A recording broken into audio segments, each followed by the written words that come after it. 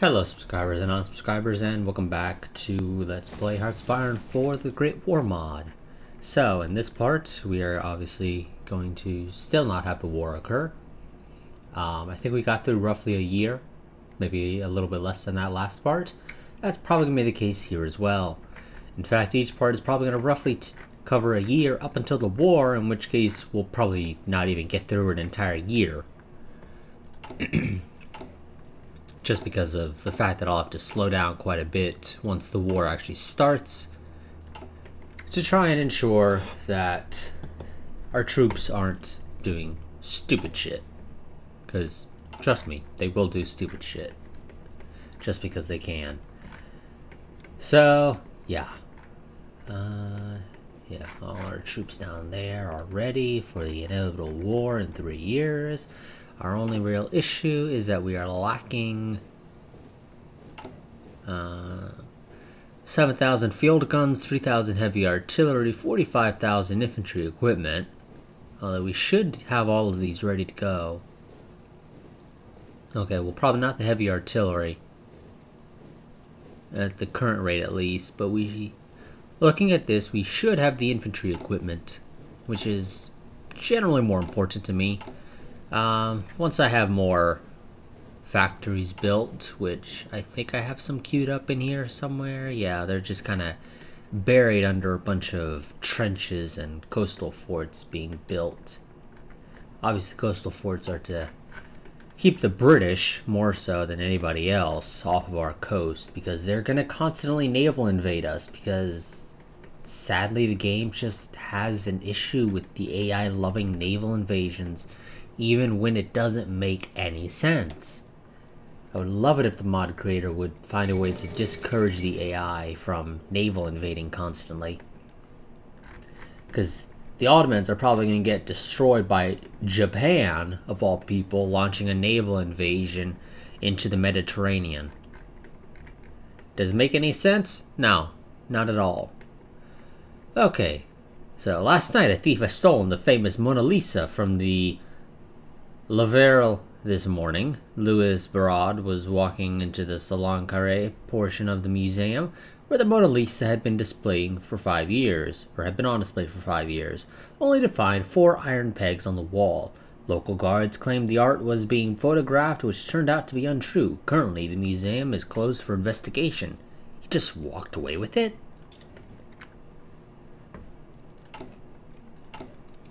We don't have any issue with the manpower, at least, so that's great. And yeah, we're going to focus on getting reinforcements out. So, or reinforcing the troops already out in the field. Because it doesn't make any sense, in my opinion, to do anything other than that right now. Okay, we got the entrenching battalions. Okay, then the question becomes, do I want to go down mobile defense for the soft attack, which is generally what the enemy army is going to be comprised of, or do I want to go down the route of static defense to get the hard attack, because there are inevitably going to be tanks?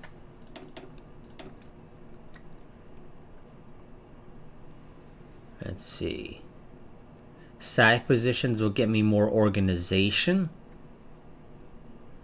but my divisions will be slower, and they will come with a slightly higher reinforce rate, or I can go down for mobile positions and have faster divisions, which would be helpful so that they can actually get into the territory that they force the enemy out of. And then I'd probably go for heavy support down there. But maybe not, because it may not be necessary. And I'll probably end up going down the superior firepower doctrine once we get to the end of this line, because I don't think mobile warfare is actually going to be too useful, specifically because in this mod artillery is very important. So anything other than artillery doesn't really make any sense. So yeah, we probably won't bother with mobile warfare. We'll probably go for superior firepower, because it would just make a little bit more sense for all the artillery bonuses. Let's go for rifleman primacy, though. I'll take the soft attack, because at the end of the day, the enemy army should be mostly comprised of infantry, and if they do run into any tanks, we'll deal with them with our own tanks. In fact, I will probably research experimental tanks with the ahead of time penalty, specifically so that we can do that. But I will probably wait until we're a little bit closer to the actual start time for it, because it doesn't make any sense for us to go and start right this second. Also, if I'm going to do that, I probably want to wait until we have a tank design. Actually, I don't know. Is it? I don't think that actually would get any bonuses from an armor designer, because it's technically under the industry and engineering category. Yeah, I don't know. I'll have to... we'll figure that out. Okay, mechanical computing. That'll help us get that a little bit faster, in theory at least. Let's go ahead and get encryption for our troops.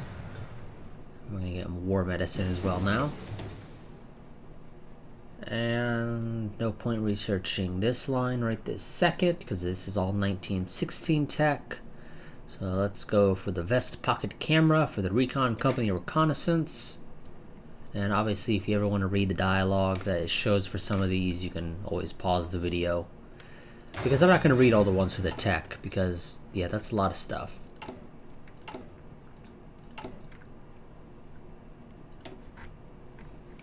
And in this mod, infrastructure does not affect build speed, so there's really no need to build up infrastructure. And I think I probably mentioned this last part. There's really no point upgrading your infrastructure unless you need more supply or supply throughput. And that reminds me, I'm gonna need an army to go into Belgium. Yeah, Belgium. Which for some reason, because of the number of countries, still has the issue of flags. Okay, so we have the Qin Dynasty in blue, and the Republic of China in white. The Qin Dynasty in blue just looks so weird. Okay. But, of course, the Qin Dynasty is probably going to lose this because of just the way this mod has turned out for me. Pretty much every time for quite a while now, is that the Republic of China pretty much always wins, despite the fact it seems unlikely that they would. So, the Xinhai Revolution, or Xinhai Revolution, was a revolution that overthrew China's last imperial dynasty, the Qin, and established the Republic of China. The revolution was named Xinhai because it occurred in 1911, the year of the Xinhai stem branch in the sexagency cycle of the Chinese calendar. The revolution consisted of many revolts and uprisings. The turning point is the Wuchang Uprising on October 10th, 1911. That was a result of the mishandling of the railway protection movement. The revolution ended with the abdication of the last Emperor Puyi on February 12, 1912. That marked the end of over 2,000 years of imperial China and the beginning of China's Republic era. This had better not affect the prices of tea. We don't really care for tea. We're Germans. We drink beer, that's about it. The British probably aren't too pleased if it's going to possibly affect the price of tea. I mean, I would love to see the Qin Dynasty win. I'll admit that right now, because if they win, it'll make sure that they don't join the Entente, which means I won't have to deal with the divisions that they'll be tossing out towards us, especially once the war starts. That'll increase quite a bit. And in fact, I might even be able to persuade them to join the Central Powers, which would allow me to get them to possibly invade Japan, which would be great because, again, it would help to keep Japan off our backs. But sadly, I can't send them any volunteers or anything. So, yeah. I'm gonna just have to hope that the Qin Dynasty isn't run by retards. Which it probably will be, because like I said, it just seems though the way the game generally works is that the Republic of China always wins. I've only ever had the Qin Dynasty win once, and that was in a very early version of the mod. Before, I think the mod creator went and added in a bunch of things to ensure that events happen historically, even if the AI is capable of not going historically. Which is annoying because I have historical focuses turned off. I'd love it if the mod actually paid attention to that and used that to determine whether or not to give buffs to AI that historically should win. I mean, getting into Wuhan should be relatively easy. It's cut off. But then again, Wuhan is the capital of the Republic of China, so that's where all the supply comes out of. But these guys should be not getting any supplies whatsoever. So, I mean, the Qin Dynasty should be able to push out through here, take all this northern portion relatively quickly, and then put all those troops back down into this central portion around Wuhan. And then, obviously, push very hard to try and get into Wuhan. But that's not going to happen, because the way the AI is, it's not that intelligent. Which is a real shame, in my opinion. I could go and research new armored car, or a new armored car, but I'm not going to bother with that. In fact, let's go ahead and get decryption as well, because we're going to need that, because the enemy, yep, the damn Frenchies have apparently already gotten encryption, so now we need to be able to decrypt their stuff. And we, of course, haven't gotten encryption for ourselves yet.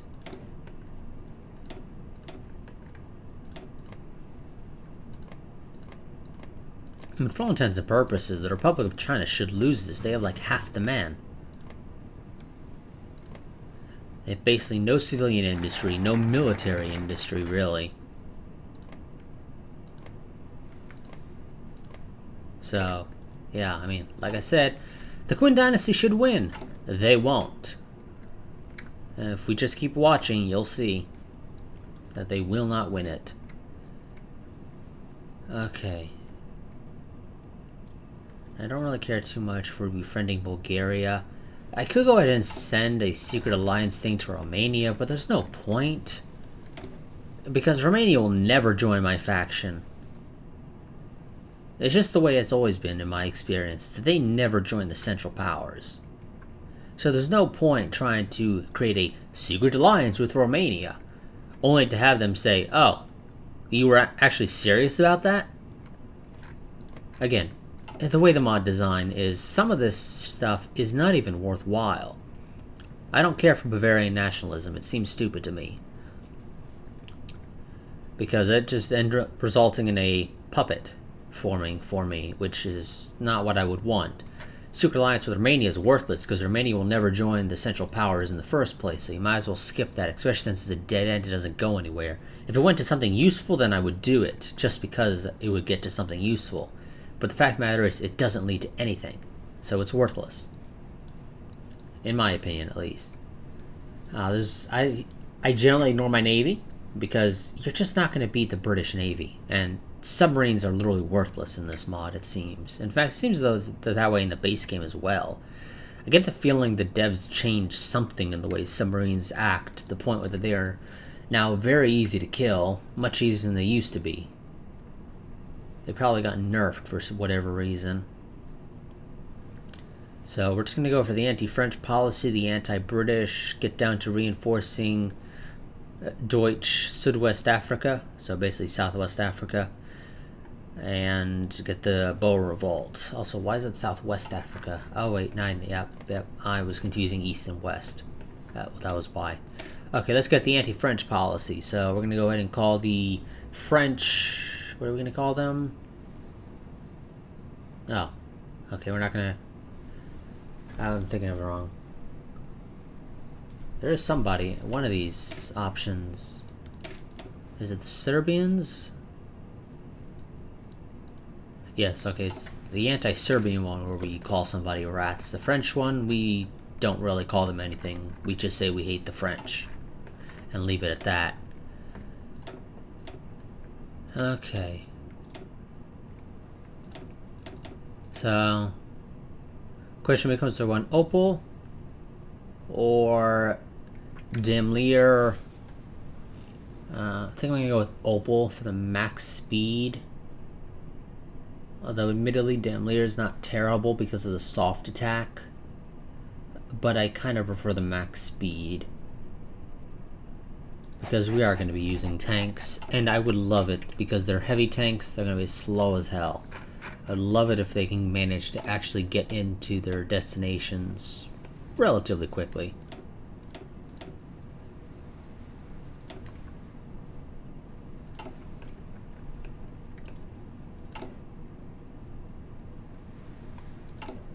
Okie dokie, let's see.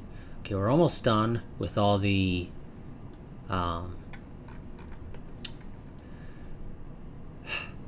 coastal forts. There we go. In fact, I want you guys to focus on getting this coastal forts done, because if they naval invade us, it's gonna hurt us a lot more than anything else. And then we'll focus on getting those trenches. And the Kingdom of Italy declares war on the Ottoman Empire because they just completed the...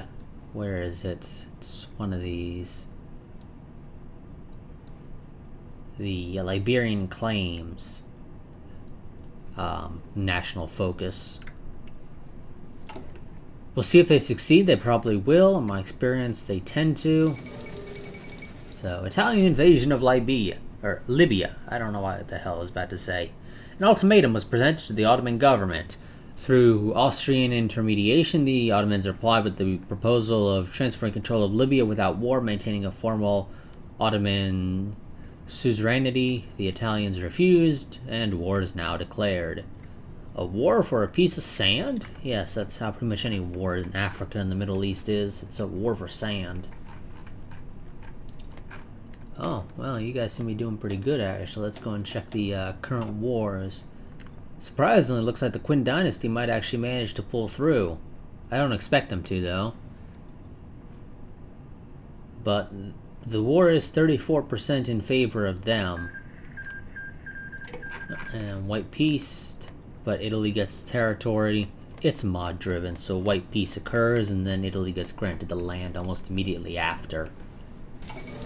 So Italy won the Italo-Turkish War. Yesterday, Italy and the Ottoman Empire signed a treaty in Ochi near Lausanne, I guess. The Ottomans would withdraw all military personnel from Trablus and Benghazi vilayets. Italy won the Italo-Turkish War. Italy is going to join the Entente, which is going to be annoying because it basically means the Entente own the entirety of Africa. Yeah. I loved if the Ottomans won. And technically they can, but they don't. Because the mod scripted a whole bunch of shit now.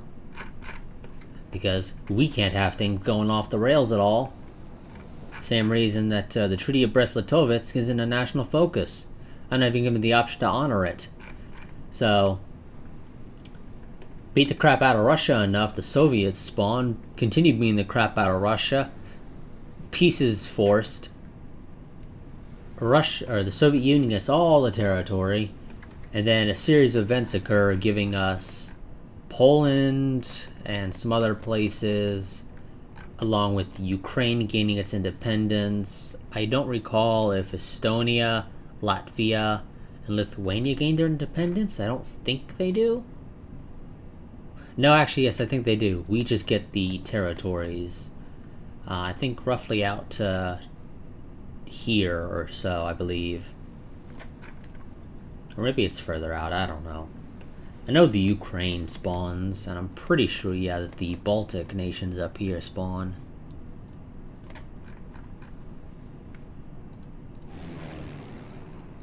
But, yeah. Oh, that's my one problem, is that... Yep, and there we go, that's gonna royally screw the Qin dynasty. We got encryption now, so the enemy can't spy on us anymore. Or at least not as easily.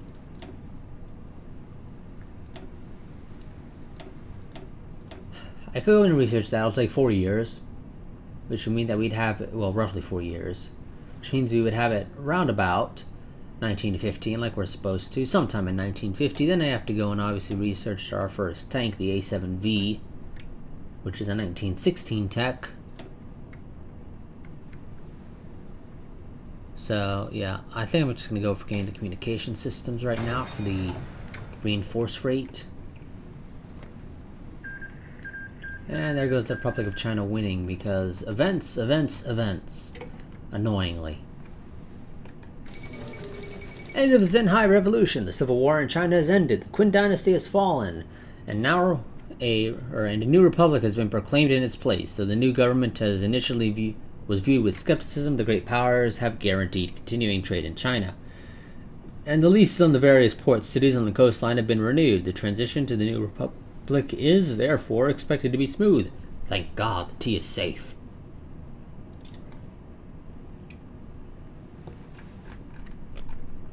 But like I said, we're Germans. We don't really care for the tea.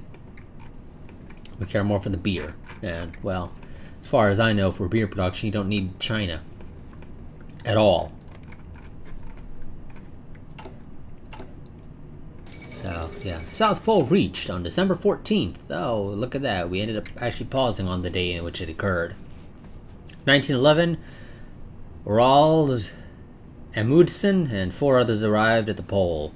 5 weeks ahead of a British party led by Robert Falcon Scott as part of the Terra Nova expedition. Amundsen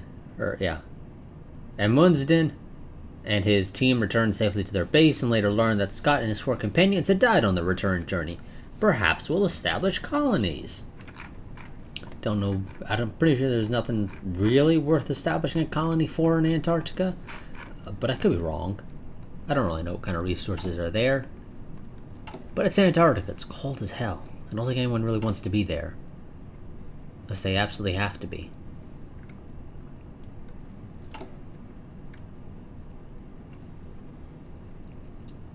Yeah, okay. So, we are looking at about another year, a little over that, to get the infantry equipment. There is somebody in here that increases... Could have sworn there was, but I guess there isn't actually. Okay. Well, I think I'll be getting the Prince of Terror, though. That I can say for certain. Okay, well, let's go ahead and go with you then. Okay, so I already got an artillery and an entrenchment specialist. I could get a cavalry dude, which I guess I probably will. I don't really care for the amphibious assault and close air support. While we'll do it, it won't be that big of a deal because, yeah. Okay, looking at us, based off our available intel, we have 170 planes of our own, compared to the 77 to 290 of France, 91 to 155 of the UK, and 15 to 29 of the Russians. Yeah, I think I'm just going to go with the cavalry specialist, because, hey, that'll be useful. We got quite a bit of cavalry, especially over on the Russian front, where they'll actually gain usefulness. Not so much over here on the Western front. Eastern front, yeah, cavalry's useful. Once we finally manage to break through this line here, maybe then they'll be useful, but until then, they're not that useful. So, yeah, let's go for cavalry. Question of D1, Helmut or Karl?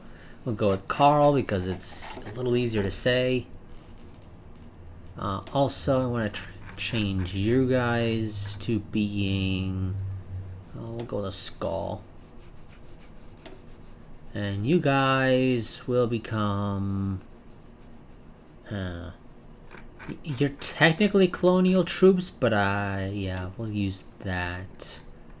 And you guys, I'm pretty sure are this, so we'll go ahead and find a little rook piece, and we'll keep the infantry. The regular infantry is their normal thing, although we probably won't really build regular infantry. We'll pretty much only ever build Strasstruppen. And I don't really care to have my troops all the way down there, if you don't mind, game, so please move them back up here. And we'll be preparing our battle plans in probably 1913 sometime. So not this part and not the next part, but the part after that is when we'll probably go ahead and set up our plans.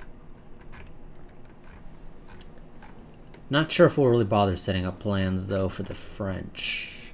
Well, I have to split this army roughly in half to go and cover that stuff, I suppose. Just that they're not reorganizing at the last possible second. Okay, let's go ahead and get our anti-British policy. So while the Anglo-German friendship was nice while it lasted, Germany and the United Kingdoms have come to bear with each other in recent years, and it seems like this won't be reversed anytime soon. Acknowledging our rivalry outright will open up some options to circumvent them diplomatically, and that's pure BS because there's nothing you get special about it. Going and telling the British that we clearly hate them isn't going to change anything. So, yeah, there's almost no point telling the British that we hate them. Let's go and get engineering drawings for a bonus to air superiority and recovery rate for tanks and armor variants. Yeah, what do we have? Yeah, we've only got one of those. I guess I should probably research the new armored car, because, yeah, we do have armored cars out in the field. And I am producing them, obviously, so that those guys can have what they need.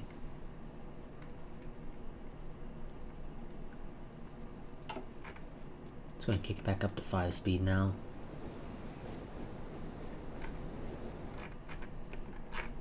And I don't think anything too interesting happens in 1912. I think 1912 is one of those, there's very little events, if any. Because we've already got the Atagar crisis finished. Although admittedly it won't be for too long, because we'll be getting Morocco ourselves in the inevitable war that we'll have with you. I suppose if you beeline down for the Atagar crisis, you might be able to beat the British joining the Entente.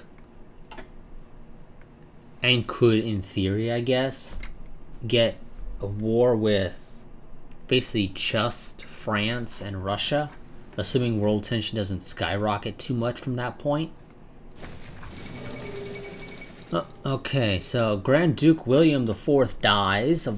He is the Duke from Luxembourg, the second independent ruler of the country and its first Catholic monarch, has died today after 5 years of regency due to poor health and old age.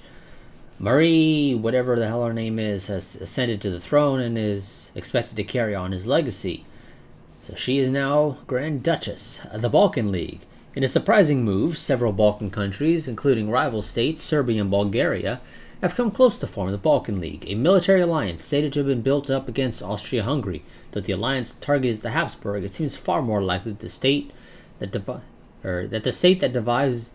divides these four nations would be their target. The League is formed. Yeah, we already saw that. We just don't get the event right away. So we got Montenegro, Serbia, Bulgaria, and Greece, all in the Balkan League. And they're going to go to war with the Ottomans. And the Ottomans will lose. Which is going to suck. Because it is going to give some territory, to a degree at least, to the Entente, probably, because knowing my luck, France, or excuse me, not France, Greece will end up joining. Why? Because they can. Literally their only reason. Let's go and get improved infantry equipment too. Or, excuse me, 1. Yeah, that's 1 actually. I don't know why I was thinking it was 2. Because, yeah, that'll be helpful. We'll need it. A little bit ahead of time penalty, but it also gets us on our way to researching weapons too, which I would love to have before the war starts.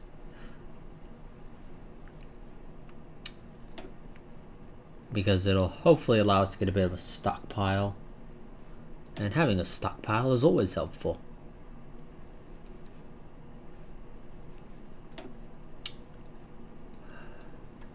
Do we have... Let me take a look at our division. So what do you guys have? Okay, you guys have the field hospitals, the logistics company. Okay, well, I suppose in that case then, Should probably research them so that I can get the better versions later. So let's go and get the field hospital. That I think will be generally more important. In fact, I would love to give you guys field hospital as well, but first I gotta research it.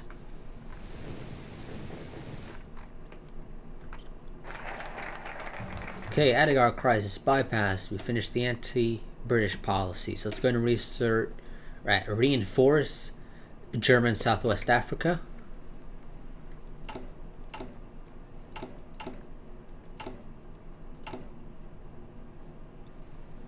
Because, well, might as well. Should probably also go ahead and finish up getting these trenches on the Western Front finished. I kind of want to go and get the poison gas now. Let's go ahead and do that. And let me go ahead and look. I specifically want to focus on the ones here on the Western Front because these are the ones that are going to be sitting on the defensive. I'll probably do them one at a time. Sinking of the Titanic. The RMS Titanic, thought to be unsinkable, has met its end in one of the largest maritime disasters in history, with over 1,500 dead. Already, debates are cropping up from local coffee shops all the way up to the parliaments throughout Europe and North America as to why the ship was not properly equipped with enough life rafts, why the comm system was disabled, and why exactly the ship crashed into an iceberg to begin with. This tragedy has attracted international attention and spurred a massive overhaul in maritime safety standards. They said the Titanic was unsinkable. And they say that about everything, pretty much. Turns out, when they say something's unsinkable, it's not unsinkable. Because there's this little mystical thing we like to call human error. I think we're going to go with Fokker here. I don't really care for tactical bombers. Yeah, I'm pretty sure I don't care for tactical bombers. Because I think you guys are considered... I think you're... Okay, I mean, you're a fighter. You're a fighter. Okay, those guys are all fighters. Never mind. Tactical bombers are actually useful. So, which of the two tactical bombers do we want? There's no difference between them in terms of abilities. So it frankly doesn't matter, although I don't really care for heavy fighter research bonuses. At the end of the day, game, I think we'll go with AEG just because their name is something that's a lot easier to shorten. Yeah, we're going to need those tactical bombers. Okay, the Olympic Games. The Olympic Games in Stockholm have opened. New events that will be included this year include art competitions, the decathlon, and even more. Even some of the first physical events for women. Will we attend the ceremonies? We will attend. I don't have any choice to attend. Because Germany historically attended, so I have to attend, even if I don't really care to. I guess technically it doesn't hurt us to attend it, but nonetheless my point still stands. I have to do it whether I want to or not. Okay, we've reinforced German Southwest Africa. Let's go ahead and I think we're going to send German advisors. No, let's go and get paramilitarism for the division training speed, and we just finished rifle primacy. Let's go ahead and get the mobile position for the division speed and slight bonus to organization.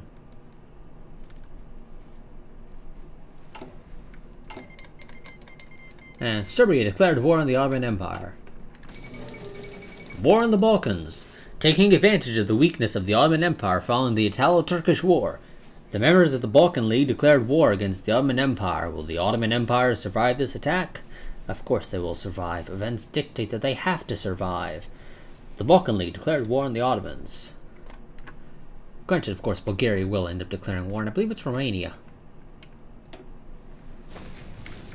And that won't go anywhere, actually. That'll just happen and then end in a white peace or whatever. Okay, the Mexican opposition beat Mexico, and for whatever bizarre reason, this wants the Mexican opposition. I do not understand why. The Zimmerman telegram wants Mexican opposition. Honestly, I would have thought normal Mexico would have been the one we wanted because they were authoritarian. But the game says Mexican opposition is what you want. I mean, really, I would set where it doesn't matter. So, Porfirio Diaz is no longer the president of Mexico. Diaz fell from power after he imprisoned Francisco I Madero, his electoral rival, and declared himself the winner of an 8th term in office. He has been deposed in the Mexican Revolution. Adios, amigo.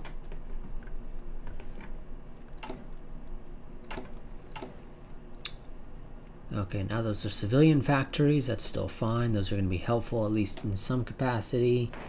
Although I will go ahead and queue up a couple of these military factories.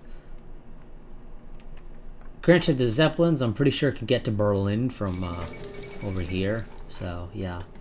Oh, okay. Emperor Meiji is dead. Suffering from diabetes, nephritis, and gastroenteritis, I guess? Died of uremia. Although the official announcement said he died at 042 on July 30th, 1912, the actual death was 2240 on July 29th. After the emperor's death in 1912, the Japanese Diet passed a resolution to commemorate his role in the Meiji Restoration. An Iris garden in an area of Tokyo where Emperor Meiji and the Empress had been known to visit was chosen as the building's location for the Shinto shrine Meiji Jingu.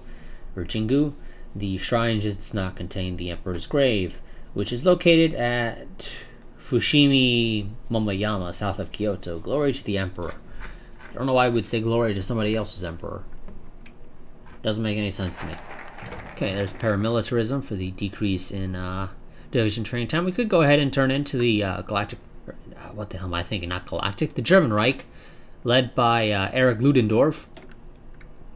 We're not going to do that. Especially right now. It makes no damn sense. The war is not going bad because we're not in a war. So, it'll be a little weird to me, at least. I think I'm going to go ahead and start down the treaty to try to be ready for befriend Bulgaria once it becomes useful. But we are also at the end of this part, so let's go ahead and get started. But we will be continuing going down that tree next time. But until next time, a goodbye and farewell. And let's go ahead and save. Oh. Go and save. So we'll see you guys next time, but until then, goodbye and farewell.